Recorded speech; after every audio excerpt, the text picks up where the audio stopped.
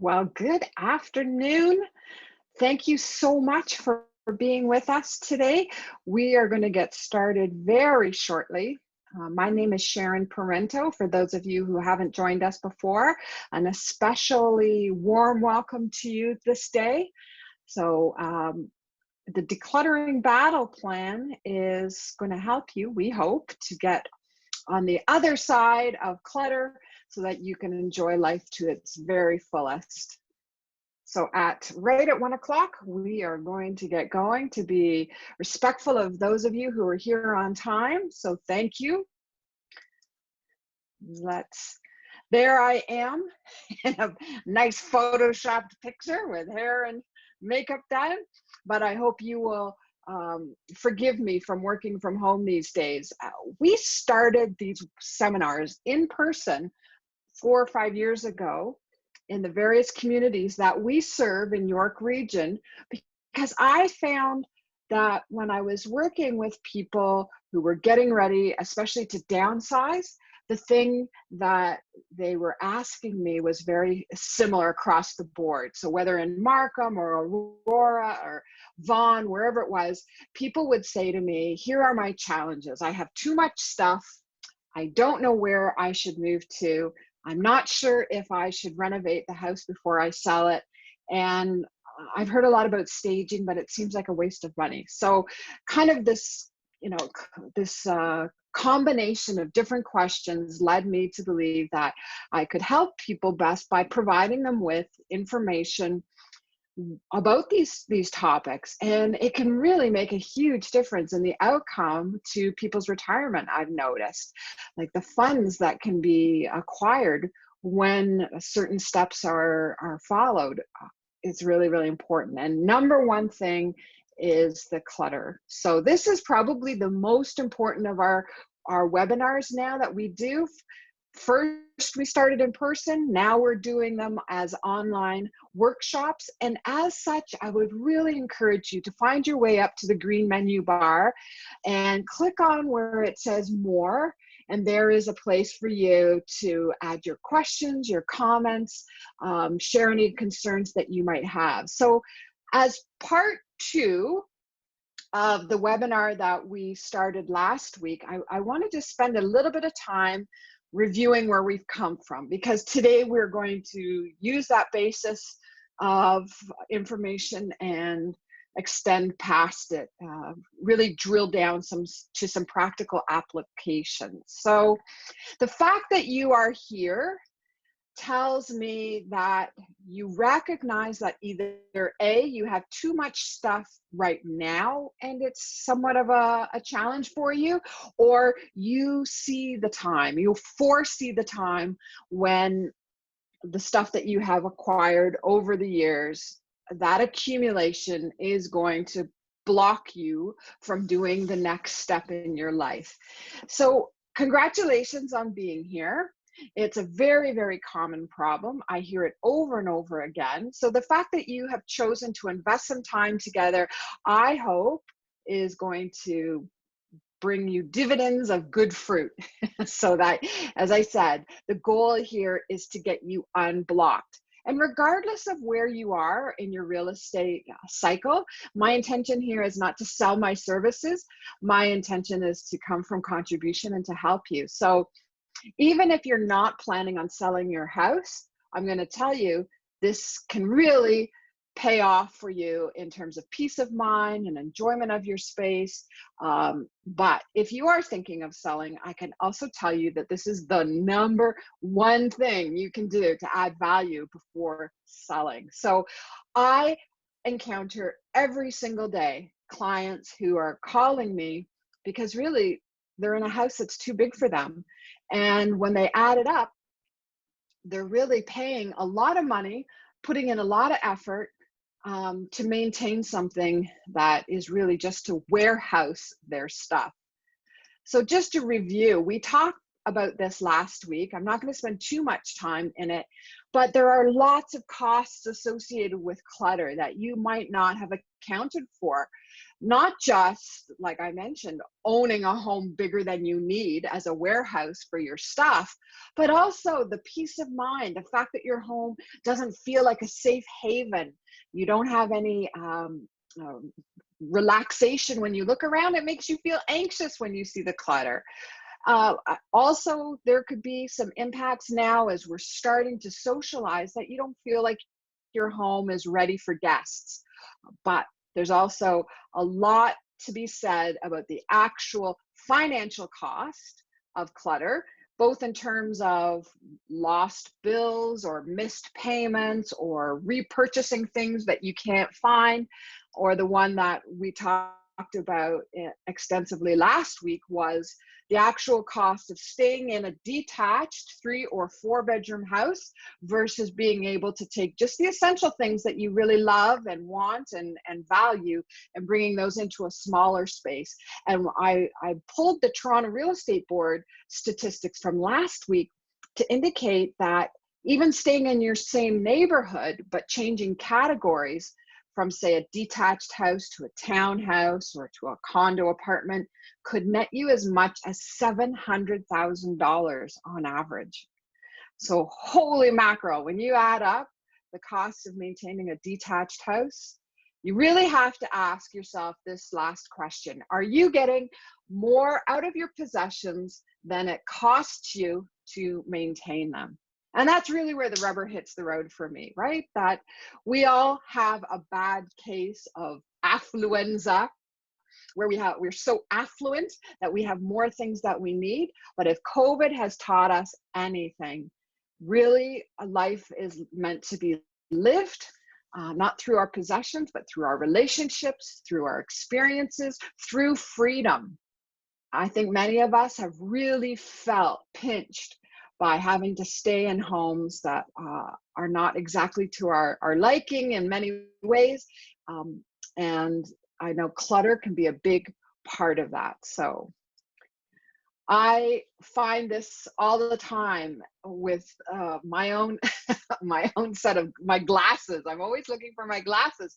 But the petty aggravation of being in a home that's disorganized means you're oftentimes looking for things. The adult version of head and shoulders, knees and toes is wallet, glasses, keys, and phone. Oh my gosh, I relate to that so much. So I thought I'd include it.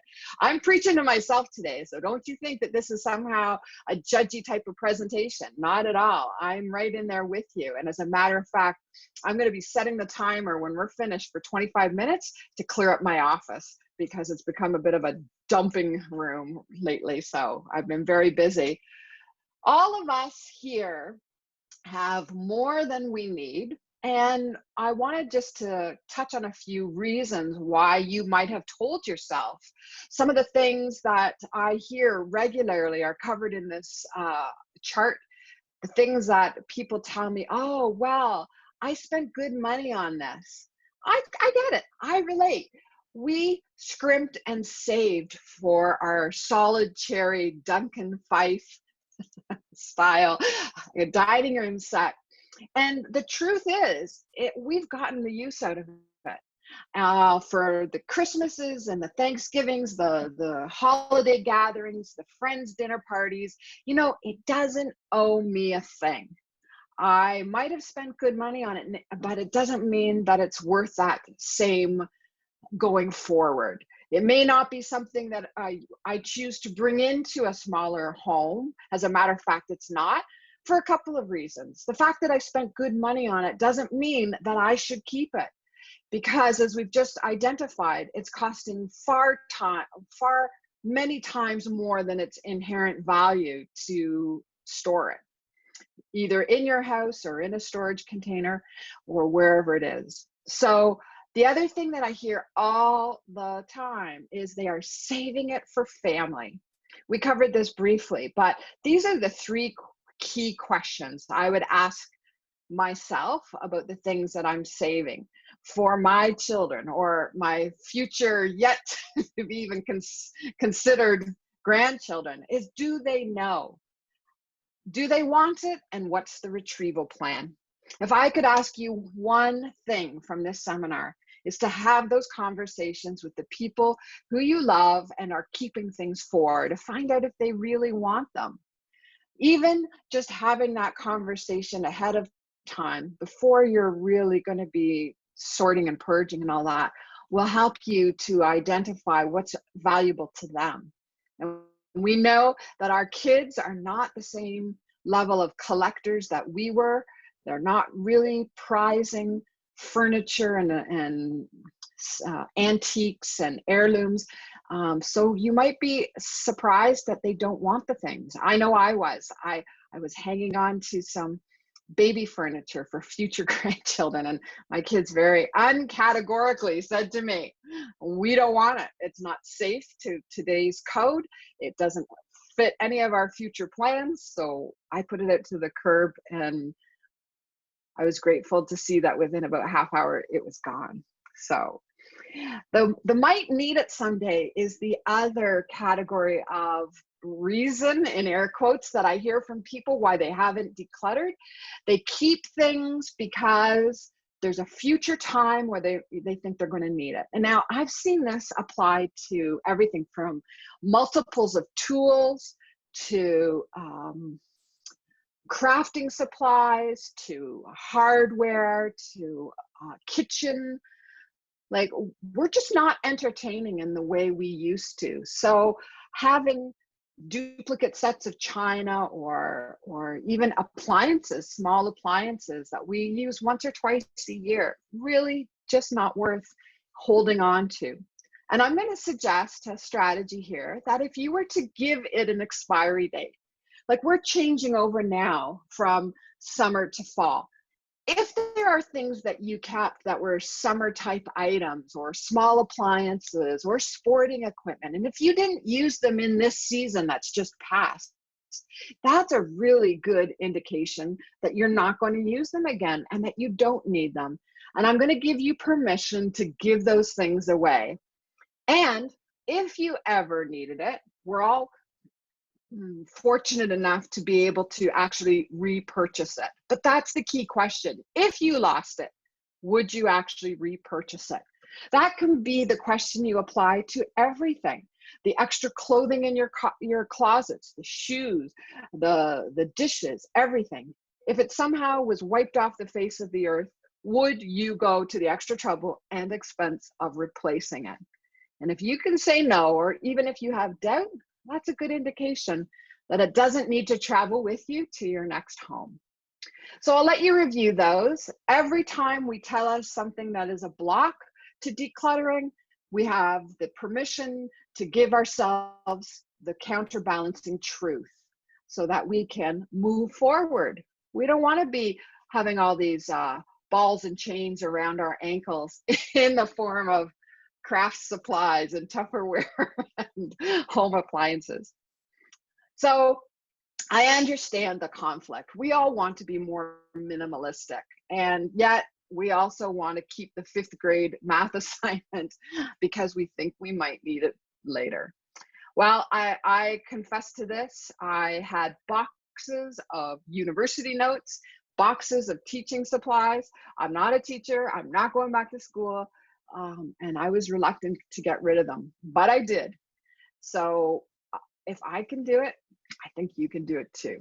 Okay, so when we get down to identifying the fact that clutter is a problem, either now or in the future, we understand that it's costing us a lot. We have identified some of the things that are holding us back, emotionally, or the things we're telling ourselves about our items. Now we've resolved that we are going to take this under control. And where do we start? Well, we talked about last week having a strategy that we are calling the Decluttering Battle Plan. And again, I come to you from the point of view of a realtor, stating to you unequivocally that if you declutter your home, it will sell for more. Even if you did nothing else, it would sell for more. And there's a lot of obvious reasons for that. People see the scale of your home. They see the unchanging features that they're purchasing. It looks bigger, brighter, it photographs better. And there are no distractions or impingements to them imagining your house as theirs. We talked about that last week. So I want to say that the very first thing you can do to conquer clutter is to decide that you're not bringing anything new into the house.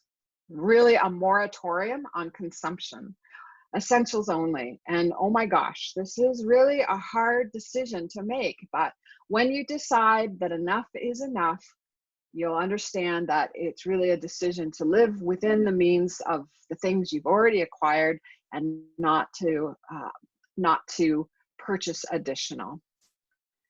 So by putting this in the framework of battle metaphor, we've identified our enemy, we've identified what it's doing to our life, and now we want to get going onto battle. But before any battle, if you think of like a historical battle, they don't just decide, okay, well, what time is it? It's Wednesday at 1:15. Let's jump in and go take over France.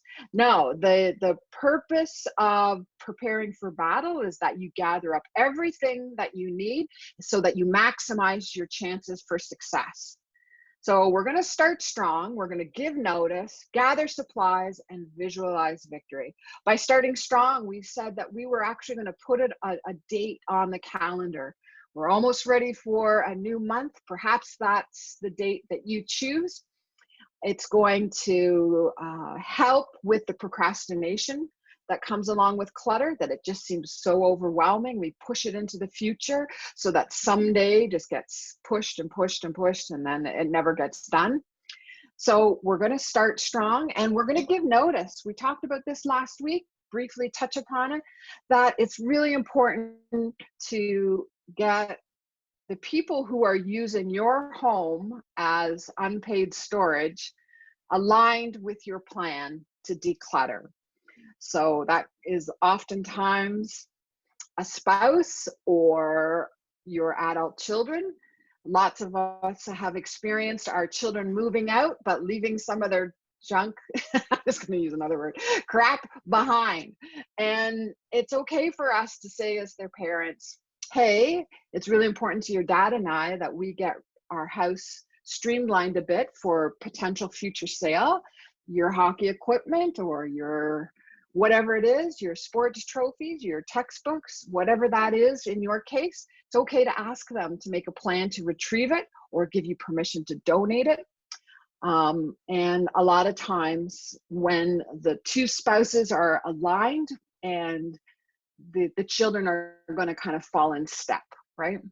So we're going to get to campaign divide and conquer in a couple of minutes, and this is how we actually tackle the junk. But beware lest your kids are also playing campaign divide and conquer. If you have a united front, they will respond to your level of resolution. We talked about gathering the supplies. We were talking about contractor garbage bags from Home Depot because they hold extra, they don't perforate, you can put junk in them, and as long as they're not too heavy, the city will take them. We also talked about clear plastic bags for the things that you're going to donate. That's a great idea, especially clothing. And then clear bins with lids so that as we're sorting, we're putting it right into the bin, and magic markers or tape or lots of other things that you can get yourself ready so that when you actually launch your battle, then you've got everything you need. You've got your weapons in hand and nothing is going to dissipate that strong energy. There's nothing worse than starting a job and realizing that you don't have everything you need, the supplies, and then so you end up kind of putting it in piles and then it just never gets finished. I also want you to plan for some kind of reward for yourself. I think that's really important. So whatever it is that tickles your fancy, put that ahead of yourself as the goal for when you're finished. And you'll see that it's not just pure drudgery. You can imagine that you're almost there, and keep going. So we also talked about this Pomodoro method of chunking time. And I'm telling you, I use it almost every day, and it works for me. I hope it works for you. In this case, again, it is helping to overcome procrastination by setting a timer for 25 minutes and working in those little chunks of time. Because 25 minutes, you'll actually get quite a lot done. but it's not going to be so overwhelming and so fatiguing that you say, oh, I can't do that again. I would rather, and the experts have proven, that if you have 25-minute increments several times a week, you're going to do far better than trying to do one 3-hour decluttering session. So we know that this is true in all kinds of realms, but I tell you, I use this every day. I used it today. I set the timer for 25 minutes. I put on some good grooving music and I did my housework. And because I was like looking around thinking, oh, gee, but I set that timer and did it. And I do that all the time. The other thing we talked about was chunking territory. The idea that we don't just do a little flit around here and there and everywhere, but that we start in the area that needs it the most. Most times that's the basement or the garage, but it could also be the office. It could be the craft room, whatever your circumstances. You choose which room you think is kind of in the worst shape and stay there. And stay there until you're about 80% done. Nobody is telling you this has to be perfection right out of the gate, because lots of times what we find is that last 20%, oh my gosh, that's what trips us up. We've got those last odds and sods and we're not sure what to do with them. So I would rather you just put them back into a box for future consideration, come back. And I liken it to like peeling back the layers of an onion. There might be a few tears while you peel them back, but you set it aside, come back a second time. And we also talked last week about not getting into the huge diversion that photographs and paper can be for you. Like if you sit down and you're in your office and you're clearing things out and you start going through old receipts, you know, you might be there for far longer than 25 minutes and not really feel at the end of it that you've accomplished anything. So in the gathering supplies time where you got those clear bins, that would be a great place just to put all the paper into it, set it aside, come back another time. And the same thing with photos. I made this mistake. I was clearing out underneath the storage underneath my stair in the basement, and I ran across a box of old photos. I was so sentimental and nostalgic. I was, ooh. And I didn't get anything done after that. It was just like game over. So I recommend, again, getting one of those clear totes, put all the photographs in it, and one night while you're watching TV, you can sort through them and keep the best. And as they say, keep the best and chuck the rest. Okay, so photographs have a special meaning for many of us. They harken back to a time that we feel nostalgic about. And there are lots of modern technologies that can help you to capture them and keep them, preserve them, but don't allow them to interfere with your productivity while you're actually in the heat of battle. Okay. So sometimes we need some extra helping hands, that it's not enough for us to do it just on our own. And I liken this to calling in the reinforcements, the people who can come up on the flank and help you out, who are in your sphere. And as you're feeling safer about having people in your home, it could be family, it could be friends, or if you don't have those people available to you, we also suggest that you could hire people. I call these like the foot soldiers that you can hire that are mercenaries, and not in the negative sense that they have no mercy, but the fact that they don't have the emotional hang up about the things and can look at it much more objectively. Plus, they are also trained organizing professionals. And I can tell you, we have organized several homes now where a 3-person crew for 6 hours has gotten the entire house ready for sale. And I'm telling you, it was a disaster beforehand.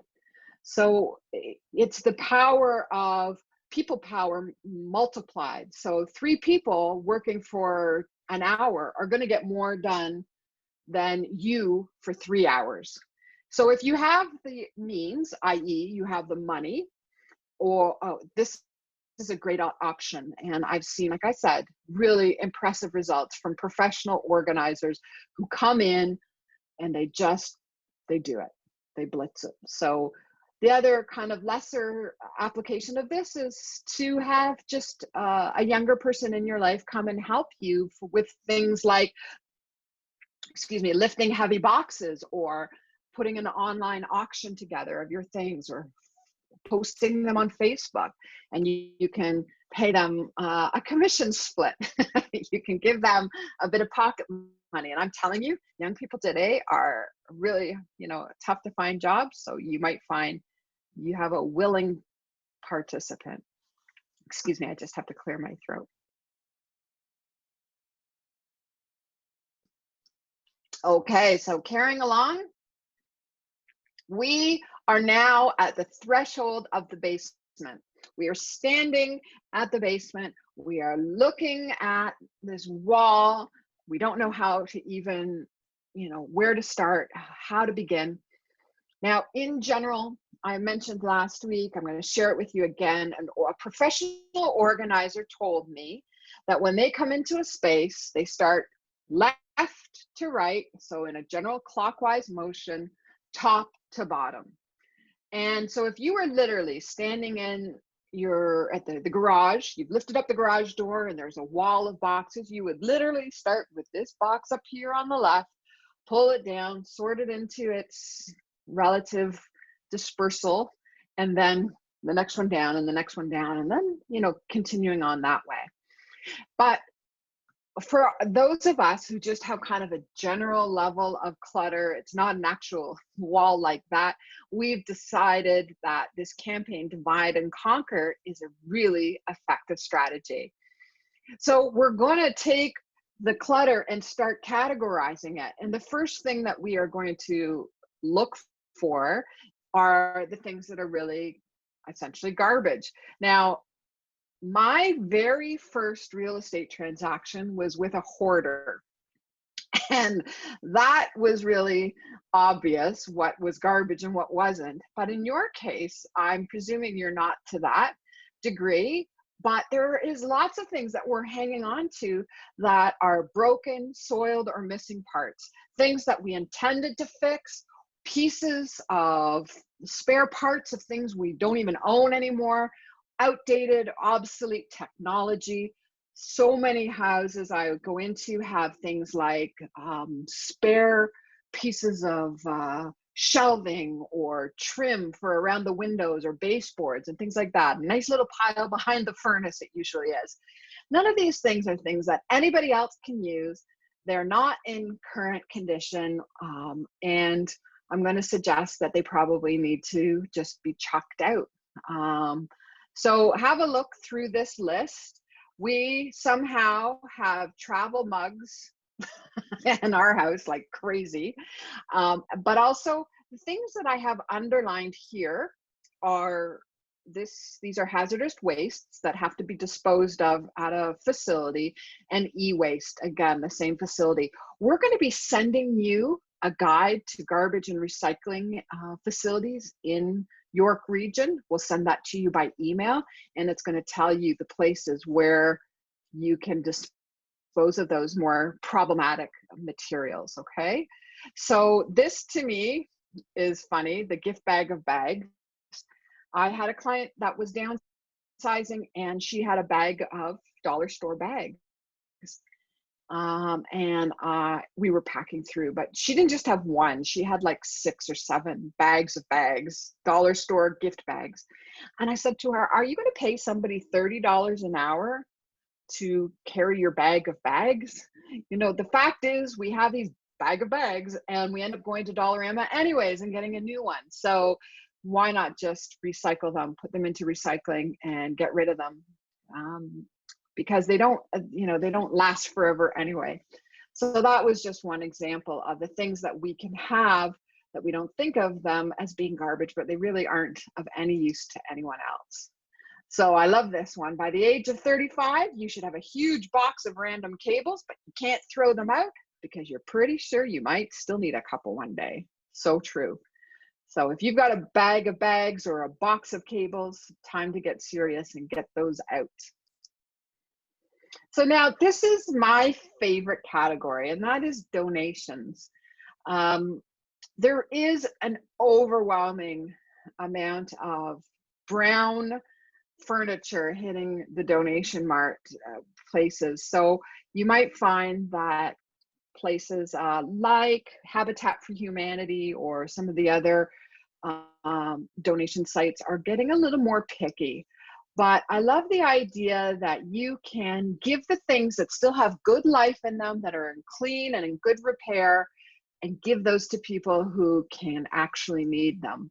That we are giving our surplus, but it becomes their necessities. So anything that you have a duplicate of, some of us have shut down cottages or trailers in the past, and so we have doubles of all the kitchenware or towels, linens, things like that. Anything that you haven't used in the last 12 months but doesn't fall into the garbage category, I think donation is such a better alternative to keep it out of the landfill, help somebody else who might be in need. And I have this rather extensive list of things that you could be donating, and I'll let you read through that. But you're going to be surprised that many of the furniture donation sites, our favorite one is called the Furniture Bank. They don't just take big pieces of furniture, they take anything you would need to start up a house from fresh. So a lot of these things like appliances, dishes, linens, all of those things have a different facilities that will accept them. And we've made it our goal to keep up to date with who is open, who is accepting things, and the kinds of things that they will accept. And that's going to be in that recycling and donation guide. Okay. So have a look through this list. We will be sending you the slideshow presentation along with some other helpful resources by email. So rest assured, there are tons of places that will take your things. And I love this too. Headed to Goodwill to donate after a month of stay-at-home spring cleaning. Yes, I have done this a couple of times recently, waiting for things to open up and then taking donations to Salvation Army. So it feels good knowing that it's helping. But if you need more information about specific places where you can donate, have a look for our guide that will be coming to you. Now, here's another great category: things to sell. So let's just pause here for a moment. I want to reiterate that, like the story that I told at the beginning of my Duncan Fife cherry dining room set that cost us an arm and a leg in the early 90s, there is quite an overabundance of antique furniture right now, and the marketplace is not that kind in terms of the resale value. So I know that some of these items have huge heart value for you, meaning that they have a sentimental value based on what you remember with this item. And some people try in error to sell it for what they think the replacement value would be. So the fact that you spent $8,000 in 1990 for this dining room set does not mean that you can also command $8,000 now. We have to remember that it's used stuff.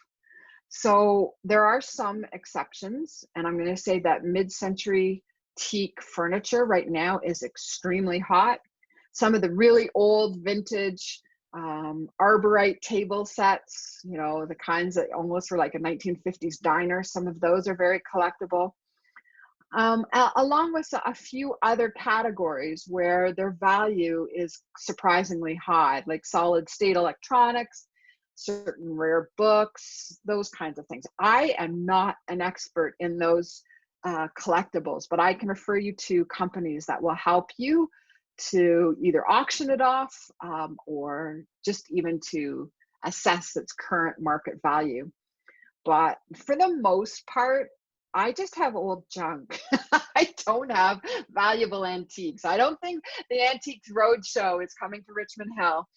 and going to tell me that I'm a surprise millionaire. No, I just have a gobbling of stuff that I have accumulated over the years, things that I've inherited, things that I have purchased, and those typically have a fairly low value. And I have to tell you that, the truth be told, if somebody wants to come and take my dining room set, that I keep referencing, if they want to come and give me $300 for that and take it out of my house so that I can buy something I actually like now, boy, that's a win-win. They get something at a decent value, and I get it out of my house. And at the end of the day, I think that's the ultimate purpose of garage sales and online auctions and Facebook Marketplace and all of these other things that you can do to sell your home. We like an auction company called Max Sold, MAXSOLD. You can do auctions there yourself, or you can hire somebody from the company to help you. And at the end of the day, we just want it out. We just want it out, get a few bucks in our pocket, maybe have a nice dinner instead of Swiss chalet, whatever. The purpose here is not that we're going to become millionaires, but that we clear out our house, get a few bucks, and feel good about helping somebody else. There was an old woman who lived in a shoe and also had a timeshare in Hawaii. Now that's the ultimate, I think, is to get out of the big boot once the kids have gone and get down into a nice, comfortable, low heel loafer, and also have the flip-flop in Hawaii. I think that's perfect. So I hope this is inspiring you to look at your stuff, not as just, homogenous, extra, surplus, but that you can start thinking of it in categories. And this is going to help you enjoy your environment more. It's going to help you live a better quality of life in your existing home and help you to prepare for the next stage. I really, really encourage you to do this in your 50s and 60s and even your early 70s, because many of the clients I encounter are in their 80s, and it's really a burden. It's either a burden for them or a burden for their family, and nobody wants that. So we don't want to do that to our kids, do we? Well, maybe payback for their teenage years. But at the end of the day, you're going to have fewer items, but better items. These are the things that you enjoy, that you will pay somebody literally to come and bring into your next home or whatever that is. And we understand this from our kids. They've been really good at teaching us that it's not about the stuff, it's about the experiences. It's about having a smaller house but bigger vacations. Oh my gosh, is that not such a great contrast? We really need to get back out into the world and see it. And if we have to stay home because we can't leave our homes without somebody coming in and checking on them, really, I think we've all understood that our values need to be rejigged. So I hope you have gained some inspiration to accompany your perspiration, but don't leave yet, because there is going to be a time for more questions. And we have a couple of special offers that I want to share with you, okay? So don't duck out on us yet. We have so much to enjoy together now that we can see the people who mean the most to us, and being proud of the environment that we bring them into, being happy with the peace of mind that we've gained and living in a more organized, calmer environment. All of those things are really worth the effort. They are worth the temporary hardship of working and getting on it. So I encourage you to understand that the first step in crafting the life you want is to get rid of everything you don't. So true. So we have a help for those of you who are joining us from York region. We actually have something we can help you with that's very practical, very pragmatic. This is our paper shredding event. We have hired a huge portable shredding truck that comes, and while you wait, they take your documents, they dump out your boxes. You can watch them being shredded. They bring you back your boxes, and it's completely free. We are not charging anything for this, although as you can imagine, it's quite costly for us, because what we want to do is ask you to make a contribution to Chats, which is our seniors service volunteer organization in York Region. It does things like Meals on Wheels. And so we're really all about giving back to the community. So we'd love for you to also make a donation. We are doing this with mindfulness about COVID safety. So we have everybody signed up for time slots. There's no limit to how much you can bring to shred, but we just ask you to make an appointment with us so that we can keep everybody socially distanced. Okay, so when we send you this presentation by email, you can send us back a request for an appointment and we will get back to you, or you can email us separately as well. So another practical help that we have for you, again, completely free of charge, no cost, no obligation, and that's our 30-day decluttering challenge. It's really designed to help people have an assigned task with a tip, some motivational quotations, and really get you started. And although it doesn't quite follow the strategy of sticking in one room, as you're going to see, this is an example of the first task, and that's your front hall closet. You can easily get this done in 25 minutes, and we send you this tracking chart that you can print off and put on your fridge, and you'll see that we even have reward days. This is a wonderful way to get started, and maybe even invite somebody in, like a friend who you could partner with and help to keep each other accountable. So we really do need these supports, these encouragements, and also the accountability to get this decluttering underway. So you reach out to us, we'll send this to you, we'll start you on the 30-day campaign, and at the end of the 30 days, we guarantee that you're going to be very pleased and surprised with how your home looks. Okay, so reach out again. And then coming next month, we have a 2-part seminar that's called The Best Renovations for Return on Investment, Part 1 and Part 2. This is really super practical. This is going to be a webinar that we've delivered a number of times, where I've gathered resources that show you what kinds of things you should and shouldn't spend money on 12 to 24 months ahead of selling your home. So we're going to give you our realtor's eye view of this issue. It's going to have a lot of photographs of before and after, lots of really practical solutions that you can do for low money or free, even free. So if you come back next month, we'll get you signed up. Hope you can join us and take the next step. So you've got a month to finish off your decluttering, or at least make a really good start on it. And then you can come back and say, okay, well, what's next? And we're going to share that with you, okay? Guidelines, budgets, timelines, priorities, all very, very boots on the ground kind of information that you can use. So this is how you find us. If you have questions based on today's webinar, please type them in the box now. We would really like to hear what you have to say. We welcome your feedback, your comments. And if you know somebody who could benefit by today's webinar, we're going to be repeating the exact same content at 7 p.m. tonight. And we would really ask you to please spread the word, let your friends know. Maybe you need a spouse to watch this as well, or some adult children.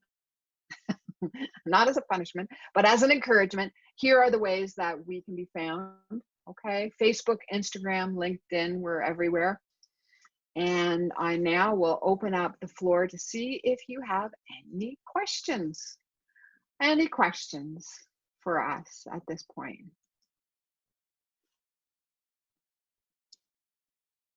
Here's the question box. Well, okay then.